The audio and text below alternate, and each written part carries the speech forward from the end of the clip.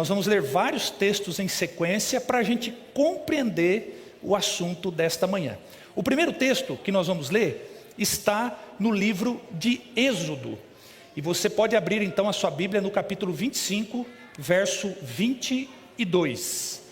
Êxodo 25, verso 22. Já que o assunto da arca está envolvido aqui, Uzá morreu de forma instantânea porque ele tocou na arca. Vamos entender um pouquinho da importância da arca, a arca da aliança.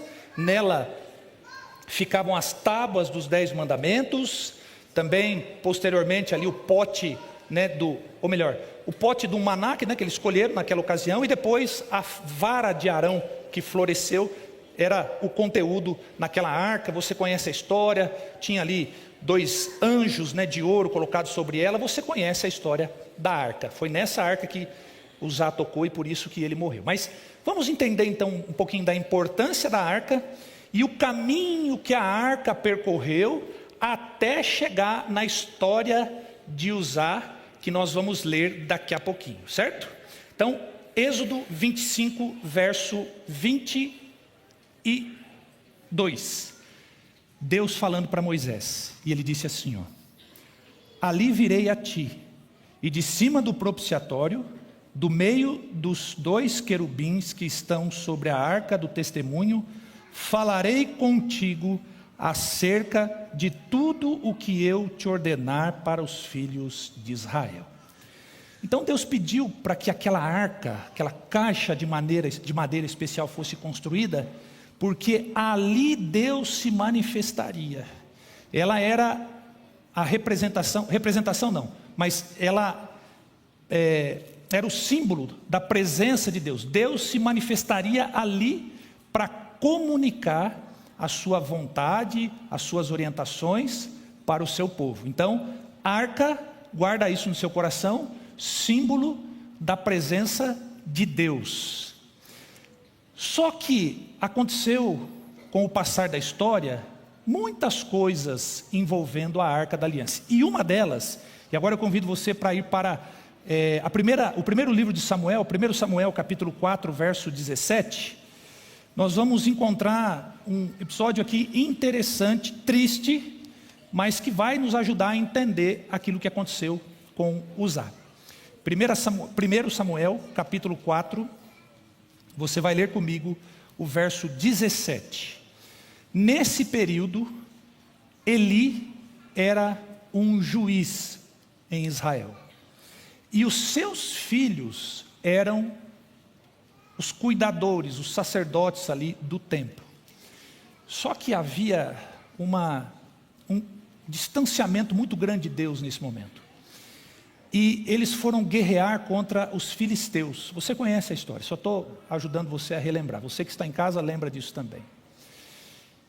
E num determinado momento, utilizando a arca como se fosse assim uma espécie de amuleto, eles levaram a arca da aliança para o campo de batalha. Mas olha o que aconteceu. Capítulo 4, verso 17. Então respondeu o que trazia as novas. Ele estava dando uma informação para Eli. Israel fugiu diante dos filisteus. Houve grande mortício entre o povo. E também os teus 2 filhos, Rófine e Finéias, foram mortos. E olha o que aconteceu. E a arca de Deus foi tomada. Que tragédia, queridos. A presença de Deus foi tomada de Israel. E ela foi levada pelos filisteus. Só que a história não termina por aí. Os filisteus que levaram aquela arca conduziram até um templo chamado Templo de Dagon, que era um deus que eles adoravam. E eles pegaram aquela arca como uma espécie de troféu. A gente venceu o Deus dos israelitas. E eles colocaram a arca do Senhor no templo de Dagon. Só que olha o que aconteceu. Capítulo 5 aí de 1 Samuel. O texto diz assim, capítulo 5, 1 Samuel. Os filisteus tomaram a arca de Deus e a levaram de Ebenezer a Asdod. Tomaram os filisteus a arca de Deus e a meteram na casa de Dagon, junto a este.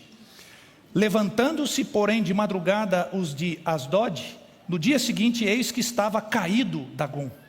com o rosto em terra, diante da arca do Senhor. Tomaram-no e tornaram a pô-lo no seu lugar. Verso 4. Levantando-se de madrugada no dia seguinte, pela manhã, eis que Dagom jazia caído de bruços, diante da arca do Senhor. E olha só, a cabeça de Dagom e as 2 mãos estavam cortadas sobre o limiar. Dele ficara apenas o tronco. Verso 5. Por isso os sacerdotes de Dagom e todos os que entram no seu templo não lhe pisam o limiar em Asdod até hoje. Isso foi um costume a partir daquilo que havia acontecido. Verso 6. Porém a mão do Senhor castigou duramente os de Asdod, e os assolou, e os feriu de tumores, tanto em Asdod como no seu território. Eles haviam pensado que tinham conquistado algo importante, era um objeto de representação da vitória que eles haviam tido sobre Israel, só que eles perceberam que havia algo especial naquela arca. E agora eles começaram a sofrer alguns pequenos juízos de Deus por conta disso. Então eles tiveram uma ideia: a gente precisa se livrar disso daqui. E aí o capítulo 6, do mesmo livro aí, 1 Samuel, diz assim, capítulo 6, versos 1 e 2. 7 meses esteve a arca do Senhor na terra dos filisteus. Estes chamaram os sacerdotes e os adivinhadores e lhes disseram: que faremos da arca do Senhor? Fazei-nos saber como a devolveremos para o seu lugar. E agora você vai para os versos 7 e 8. Capítulo 6, versos 7 e 8. Diz assim, agora pois fazei um carro novo. Tomai 2 vacas com crias, sobre as quais não se pôs ainda jugo, e atai-as ao carro. Seus bezerros levá-los-ei para casa. Então tomai a arca do Senhor e ponde-a sobre o carro, e metei num cofre ao seu lado as figuras de ouro que haveis de entregar como oferta pela culpa, e deixai-a ir. Então eles viram que não estava dando certo. Ainda por 7 meses a arca ficou lá, só que aquilo não estava dando certo para eles. Eles tiveram uma ideia: vamos fazer um carro novo, um carro de boi, colocar a arca, e a gente manda aí. De modo sobrenatural a arca voltou para Israel. Depois você continua lendo a história. Capítulo 7 de 1 Samuel. Então vieram os homens, verso 1, capítulo 7, 1 Samuel, verso 1. Então vieram os homens de Kiriat Jearim e levaram a arca do Senhor à casa de Abinadab, no outeiro, e consagraram Eleazar seu filho para que guardasse a arca do Senhor. E ali, queridos, a arca permaneceu aproximadamente 70 anos, talvez um pouco mais de 70 anos ela ficou na casa de Abinadab. E agora você vai para 2 Samuel, capítulo 6, que é o relato da história intrigante desta manhã. 2 Samuel, capítulo 6, você pode ler comigo a partir do verso 1. 2 Samuel agora, estávamos lendo 1 Samuel, agora é 2 Samuel, capítulo 6. Davi agora já era o rei, ele estava tentando unificar o reino, fazendo o seu trabalho como rei. E então, no capítulo 6, verso 1, capítulo 6 de 2 Samuel, está registrado assim: tornou Davi a juntar todos os escolhidos de Israel em número de 30.000. Dispôs-se e com todo o povo que tinha consigo partiu para Baalá de Judá, para levarem de lá para cima a arca de Deus, sobre a qual se invoca o nome do Senhor dos Exércitos, que se assenta acima dos querubins. Puseram a arca de Deus onde? Num carro. Presta atenção nessa informação. E a levaram da casa de quem? Como está escrito aí na sua Bíblia? Você que está assistindo aí pela internet, coloca aí no chat aonde a arca estava. Na casa de Abinadab, onde ela ficou desde que havia voltado dos filisteus, que estava no outeiro. E Uzá e Aiô, filhos de Abinadab, guiavam o carro novo. Levaram-no com a arca de Deus da casa de Abinadab, que estava no outeiro, e Aiô ia adiante da arca. Davi e toda a casa de Israel alegravam-se perante o Senhor com toda a sorte de instrumentos de pau de faia, com harpas, com saltérios, com tamborins, com pandeiros e com símbolos. Quando chegaram à eira de Nacom, estendeu Uzá a mão a arca de Deus e a segurou, porque os bois tropeçaram. Então a ira do Senhor se acendeu contra Uzá, e Deus o feriu ali por esta irreverência, e morreu ali junto à arca de Deus. Aí a história é intrigante. Desgostou-se Davi, porque o Senhor irrompera contra Uzá, e chamou aquele lugar Pérez Uzá, até o dia de hoje. Temeu Davi ao Senhor naquele dia e disse: como virá a minha arca do Senhor? Não quis Davi retirar para junto desse arca do Senhor para a cidade de Davi, mas a fez levar à casa de Obed-edom, o geteu. E aí o verso 11 termina o relato dizendo assim: ficou a arca do Senhor em casa de Obed-edom, o geteu, 3 meses, e o Senhor o abençoou e toda a sua casa. Que história, né? Aqui está o problema, queridos. Deixe-me voltar com você a um texto bíblico, para a gente entender por que foi que isso aconteceu, por que Deus agiu desta forma. Volta lá para o livro de Números agora, algumas páginas da sua Bíblia, no capítulo 4, e você vai ler comigo os versos 4, 5 e 15. Livro dos Números, capítulo 4, verso 4,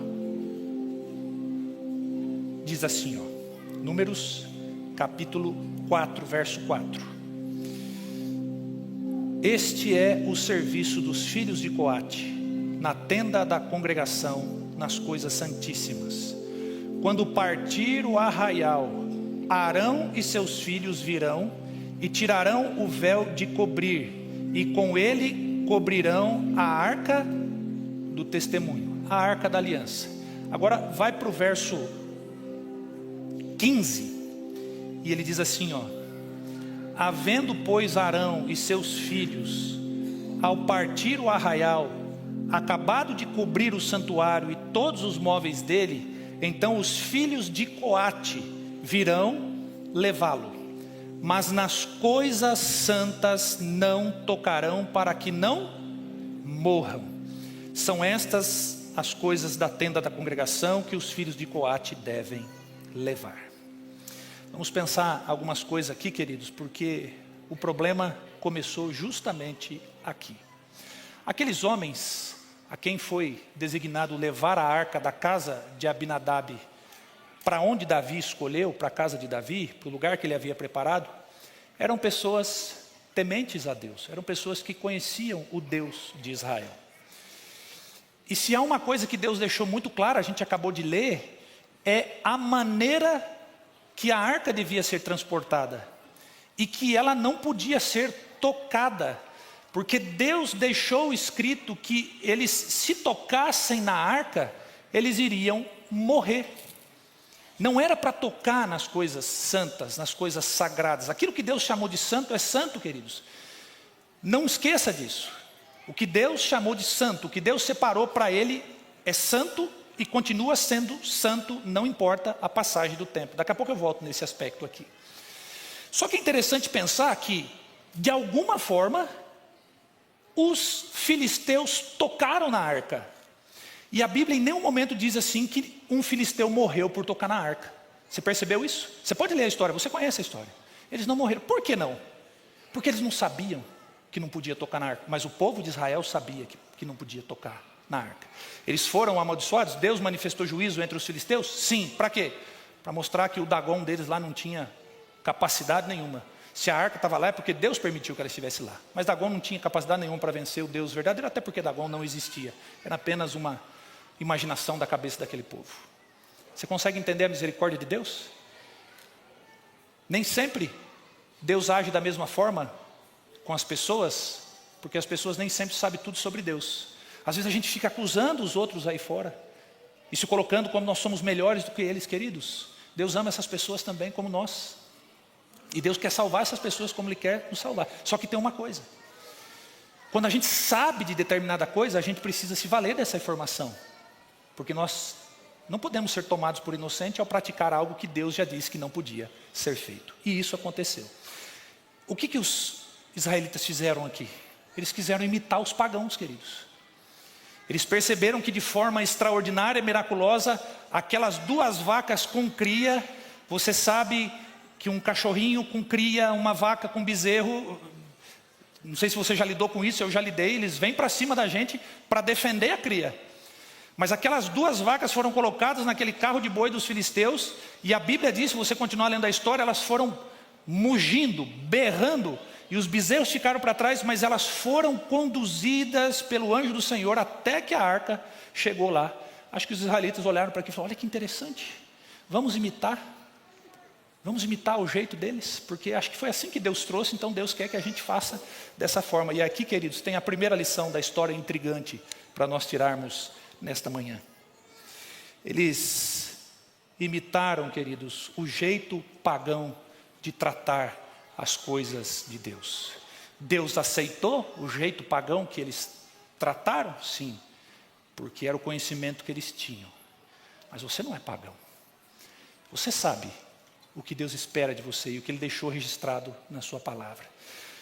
Queridos, nós temos corrido um risco grandioso de imitar as práticas pagãs quando o assunto é culto a Deus ou as coisas de Deus. Parece que a gente tem a tendência, muitas vezes, de querer atualizar as coisas, de querer contextualizar e contextualizar a mensagem para que ela alcance pessoas, grupos, é uma coisa. Contextualizar os princípios exarados na palavra de Deus é outra coisa totalmente diferente, queridos. Princípio é princípio e vai ser assim até Jesus voltar. E durante toda a eternidade. Só que a nossa tendência, muitas vezes, queridos, é querer imitar para fazer a coisa se tornar mais atrativa, mais legal. Estava escrito que tinha que levar no ombro, eles tinham que colocar os varões ali na arca, e aquele grupo específico responsável tinha que levar a arca, mas os filisteus puseram num carro novo, e se a gente colocar num carro novo, acho que é mais legal, acho que agora Deus atualizou, aquela prescrição passou, agora a gente pode seguir dessa forma. Não é assim, queridos. O que estava escrito, continuava sendo escrito. E fato é, queridos, que hoje muitas vezes a gente tenta imitar as coisas lá de fora para fazer com que a igreja seja mais atrativa, com que a gente possa ter uma vida cristã mais atrativa, para que ela faça mais sentido às vezes para a gente. Entenda uma coisa: o que Deus deixou para ser, tem que ser, e a gente não tem que mudar, queridos. Um exemplo, poderia dar vários, mas você já percebeu que muitos pregadores hoje têm se utilizado do púlpito para fazer dele um show de stand-up e não um lugar onde a palavra de Deus é aberta para alcançar o coração dos ouvintes? E o pior de tudo não é isso, queridos. O pior de tudo é que quando a gente vê um pregador stand-up, a gente vai para assistir. E quando não é o pregador stand-up, isso aí é meio sem graça. Então a gente acaba não participando, não adorando a Deus dessa forma. A gente está imitando, queridos, o mundo, a forma do mundo adorar. Quer ver uma outra coisa, queridos, que a gente acaba imitando também? O estilo de louvor. Pastor Adolfo tem um encontro com os músicos da nossa igreja amanhã às 18 horas, reforçando o anúncio da irmã Rosinha aqui. Se você canta ou se você quer participar das atividades de louvor aqui na igreja, usar os seus talentos, a sua voz para adorar a Deus e para levar a mensagem de Deus através do canto, então você não pode perder. Você está convidado para estar aqui amanhã às 18 horas com o pastor Adolfo. Ele vai transmitir algo importante. Mas, queridos, já percebeu? Às 7? 5 horas. Perdão. Obrigado. Às 17 horas. Falei errado. É às 5 da tarde. Obrigado. A gente está imitando, queridos, o estilo de louvor dos outros, porque a gente vê lá aquele povo gritando, fechando o olho, e parece que está em Marte, né? Está extasiado, e a gente acha que isso é louvor, queridos. Isso não é louvor. Quantas pessoas, queridos, têm feito desse lugar aqui um palco de apresentação e não um altar de adoração a Deus? A gente está imitando o mundo, queridos, como os israelitas imitaram aquele dia, quando Deus já havia dito que não era daquela forma para fazer. A gente tem imitado o mundo, queridos, quando a gente tenta rebaixar as normas para tentar atrair as pessoas. E a gente não pode fazer isso. Um outro assunto importante, uma outra questão importante envolvida aqui, queridos, é que então a gente precisa entender que as coisas de Deus, que são feitas para Deus, devem ser realizadas do jeito de Deus. Você pertence a uma igreja que nós cremos, biblicamente falando, que é a igreja de Deus nos últimos dias. A igreja da profecia, débil e defeituosa, como a gente sabe que é, como a profetisa do Senhor disse. Você pertence a essa igreja, é um privilégio. É um privilégio fazer parte dessa igreja. É um privilégio ser pastor dessa igreja. É um privilégio conviver com membros desta igreja. Só que entenda uma coisa. A gente precisa seguir as orientações de Deus para conduzir a igreja. Então, essa igreja é extremamente organizada. Por quê? Em primeiro lugar, tem a Bíblia como a sua regra de fé. Se alguém quiser perguntar para você como que é a sua igreja, o que ela acredita, o que ela ensina, você dá a Bíblia para ela. É isso aqui que a minha igreja acredita, é isso aqui que a minha igreja ensina, é a Bíblia. Não obstante tudo isso, Deus foi misericordioso e deixou o dom profético. Gente, vai passar o horário aí, tá? Segura você que está na internet aí, não vai ter jeito. Deus deixou o dom profético para todos nós.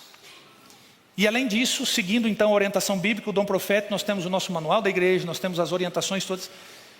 E não adianta a gente querer ficar inventando a roda, queridos, porque ela já foi inventada, Deus deixou ali. Não vai beber em fonte rota para tentar conduzir as coisas de Deus. As coisas de Deus, feitas para Deus, elas precisam ser feitas do jeito que Deus pediu.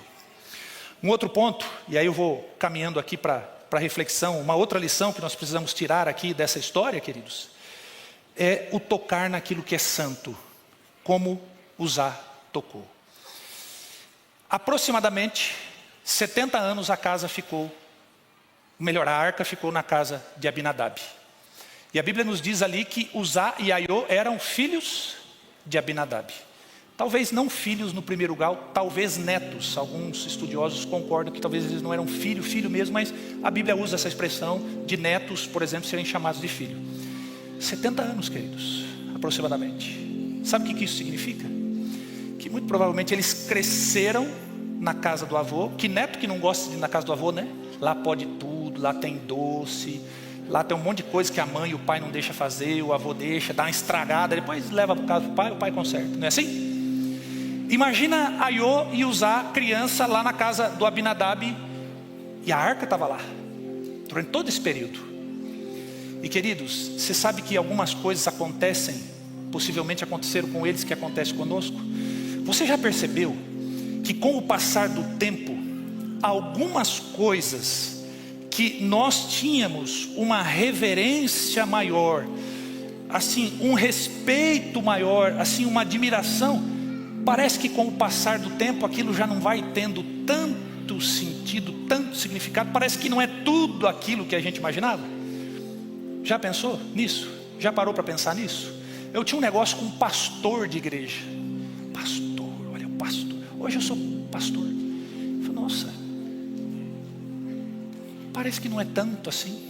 Claro que eu tenho respeito por todos os pastores, porque se eu não respeitar um pastor, como é que os outros vão me respeitar? Mas eu tenho uma admiração muito grande por pastores. Estou olhando aqui na frente alguns, né? O pastor Adolfo foi meu professor, o pastor Alas, que está aqui em algum lugar que eu vi ele chegando, e outros pastores que eu imagino que estejam aqui. Faz até a gente tremer aqui na frente, pregar diante desses grandes homens de Deus que têm sido usados poderosamente por Deus. Sabe, queridos, mas a gente parece que vai perdendo. Agora tem algumas coisas no culto a Deus que a gente acaba desconsiderando também. Lembra que o verso 7, quando nós lemos em 2 Samuel, diz assim: ele cometeu essa irreverência. Irreverência. Como tem sido, queridos, a nossa reverência com as coisas de Deus? Tem dois pontos que eu não vou tratar aqui agora, nesses momentos que me restam, porque tem duas histórias intrigantes com lições impressionantes envolvendo esses dois assuntos. Uma é sobre o sábado e a outra sobre os dízimos e ofertas. A gente vai conversar num outro momento. Mas, por exemplo, a igreja, a casa de Deus. Você se lembra a primeira vez que você entrou aqui? Você se lembra a primeira vez que você entrou na igreja? Qual era a sua percepção da igreja? Quando você entrou, você pensou, ou pensava pelo menos, puxa, aqui é o lugar da habitação de Deus, aqui é o lugar da casa de Deus. Só que às vezes fazem 5, 10, 15, não sei quanto tempo que a gente frequenta a igreja. A gente entra na igreja como a gente entra num mercado para comprar coisa, numa lanchonete para tomar um lanche, ou em qualquer lugar, num parque, a gente entra às vezes na igreja da mesma forma. Queridos, aqui ainda é a casa de Deus. Aqui ainda é o lugar onde Deus habita. aqui ainda é o lugar que Deus quer que você esteja, a menos que haja um impedimento de força maior quando esse lugar está aberto. Só que a gente esquece disso, queridos. Sabe, a gente acostuma tanto que, se eu for, tá bem, se não for. Hoje nós temos a questão da internet, e louvado seja Deus por isso, queridos. Eu estou pregando aqui para gente de vários estados e talvez para gente até de fora do país. Louvado seja Deus por isso. Mas não substitui a presença aqui. Então entenda uma coisa, deixa eu dizer para você como pastor. Estamos transmitindo o culto pela internet. Você que está nos assistindo aí, você é muito bem-vindo. Mas se você que está assistindo aí, que mora aqui em Brasília e que não veio na igreja, hoje eu estou cansado, com uma dor nas costas. Tudo bem, você está assistindo o culto, você está ouvindo a mensagem, mas não é a mesma coisa estar aí do que estar aqui. Então vamos usar a internet, queridos, a transmissão dos cultos, para um objetivo específico. Quando eu estou impossibilitado de ir na igreja, não cansado, não com preguiça, nada disso. Se eu estiver trabalhando, estiver fora, alguma coisa, vamos usar a internet para isso. Mas quando eu estiver em casa, ainda que não seja muito pertinho, venha para a igreja, participe dos cultos, esteja presente. Essa semana nós estamos vivenciando esse período de 10 dias de oração e tem sido uma bênção, queridos. Mas depois vai terminar e a gente vai continuar com os cultos de quarta, com os cultos de domingo. E eu já cheguei aqui, queridos, e uma coisa que vocês podem saber, que o pastor de vocês é observador. Entendeu? Estou olhando. E eu cheguei aqui, eu vi 30 pessoas, 40 pessoas, numa quarta, num outro domingo. Queridos, a gente tem mais de 1000 membros registrados na secretaria dessa igreja. Cadê todo mundo? Na quarta e no domingo. Será que só tem culto de sábado? Ou o culto de sábado a gente vem na igreja porque no sábado não pode fazer nada, então a única coisa que me resta é ir na igreja, então eu vou na igreja. Você está percebendo como a gente vai perdendo a reverência? A gente vai acostumando com as coisas. Outra coisa, quando a gente vem para a igreja, momento de louvor é para fazer o quê? Fazer o quê? Louvar. Você já reparou que a gente aproveita o momento de louvor para ficar conversando? Enquanto estão cantando, está tendo barulho. Deus está aqui, gente. Faça esse exercício mental comigo aqui agora. Se o trono de Deus estivesse aqui agora assim, cheio de anjos e tal, como você, não sou eu, Deus ali, como você se comportaria na casa de Deus, se visivelmente você pudesse ver Deus aqui no trono sentado agora? Todas as vezes que você entra na igreja, quando você passa daquela porta, Deus sentado lá, como é que você se comportaria? Você só não vê, mas Ele está aqui presente. Você só não vê, mas Ele está aqui presente. Você percebe como a gente vai perdendo essas coisas, querido? Outra coisa, quando eu venho para a igreja, eu venho para adorar ou eu venho para ser adorado? Como assim, pastor? Sim. Muitas vezes a gente vem para a igreja não para adorar, mas para ser adorado. O sermão hoje eu gostei. Hoje eu não gostei. Quem vai pregar hoje? Fulano de tal. Opa, hoje eu vou. Quem vai? Pastor Rubens, nem sei quem é. Eu vou ficar em casa, porque aí eu tenho um cardápio, né? Como se fosse um streaming de televisão. Central disso, central daquilo outro, central quem está aqui, quem está aqui. Esse, eu quero ouvir esse, porque eu gosto desse. Queridos, pensa comigo uma coisa. Quando você sair daqui hoje, todas as vezes que você voltar a essa igreja e ao sair, pense assim. Com a minha voz, com a minha oração, com a minha mente, com o meu coração, Deus foi adorado hoje? Eu prestei realmente um culto de adoração a Deus? Ou eu vim aqui para me satisfazer? Lembre-se, todas as vezes que você vier à presença de Deus é satisfazer o coração de Deus, porque Ele é a criatura. Ele é o Criador, perdão. Você é criatura, Ele é o Criador. A gente vem na igreja para adorar, queridos, não para ser adorado. Sabe por quê? Porque senão a igreja se torna um clube social, onde eu venho desfilar a roupa, o sapato que eu comprei, a roupa que eu comprei, porque eu vim mais, ela veio mais bonita aqui, então eu vou vir mais bonita aqui. Sabe, a igreja se torna isso. A gente acostuma, queridos, mais de 70 anos a arca ficou lá e eles acostumaram. A convivência com a arca, queridos, estava tudo... Já não era tão sagrada assim as coisas da nossa vida. Contato com a Bíblia, com a palavra de Deus. Tem um texto aqui da revista que nós lemos, que eu já li hoje, se você leu também, você vai se lembrar dele. Está na página 13, no segundo parágrafo ali, o subtítulo Acolhendo a Palavra diz assim, ó, justamente na medida em que a palavra de Deus for recebida e observada, ela impressionará com a sua potência e tocará com sua vida toda a fonte de ação, toda a face do caráter. Como nós temos nos aproximado da palavra de Deus, queridos? Ou a gente tem se utilizado de pequenos vídeos, pequenas mensagens que outros gravam, e a gente lê aquilo ali, a gente, ouve aquilo ali e pronto, está tudo bem, eu já fiz a minha comunhão hoje. Sabe o que é fazer isso? É até nojento que eu vou falar, mas eu vou falar. É como se alguém mastigasse uma comida, colocasse e você comesse. Vai na fonte, pega comida limpa, pasto verdejante, água que refresca. Mas a gente troca a Bíblia. E para muitos hoje a Bíblia é um enfeite, não um objeto de transformação de vida. A gente vai perdendo a reverência, queridos. E eu estou dizendo isso aqui para você nessa manhã porque eu preciso ouvir também. Porque eu também tenho essa tendência. Todos nós temos essa tendência. Só que a história não termina ali, queridos. Como nós lemos no início, para concluir, ao concluir a mensagem nesse momento, como nós lemos no início, a arca simbolizava a presença de Deus. No versículo 11 de 2 Samuel, você leu, e eu quero ler comigo, e eu quero que você leia comigo novamente, perdão. O texto diz assim, ó: ficou a arca do Senhor em casa de Obed-edom o geteu 3 meses. E o Senhor matou a Obed-edom e a toda a sua casa. É isso que está escrito aí na sua Bíblia? O que está escrito aí? O que a arca de Deus fez na casa de Obed-edom? Foi juízo ou foi bênção? Foi bênção, queridos.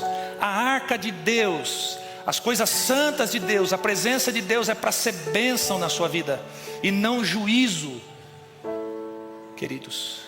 É para ser bênção, como foi na casa de Obed-edom. Davi viu tudo aquilo que aconteceu. Ele ficou com medo. Ele falou assim, eu não vou levar a arca para minha casa não. Gente, tem alguém aí que a gente pode levar a arca? Onde a gente pode deixar? Obed-edom, eu quero. E quanto tempo a arca ficou na casa de Obed-edom? 3 meses só. E aquilo foi suficiente para Davi entender, opa, está abençoando a casa de Obed-edom, eu quero a arca na minha casa também. Eu quero a arca em casa. A irmã White, inspirada por Deus, escreveu assim, ó: os chefes de família sejam estimulados a preservar a religião em seu lar. É bom viver em uma família que recebe a arca, porque tudo o que a rodeia será melhorado. A presença de Deus na nossa vida, queridos, não é um juízo executivo. Entenda, Deus não quer matar ninguém instantaneamente. Deus não quer fazer com nenhum de nós o que foi preciso ser feito com Uzá, porque Ele deixou registrado na sua palavra, queridos. Ele deixou registrado aqui, ó, e eu sei que você tem pelo menos uma Bíblia na sua casa.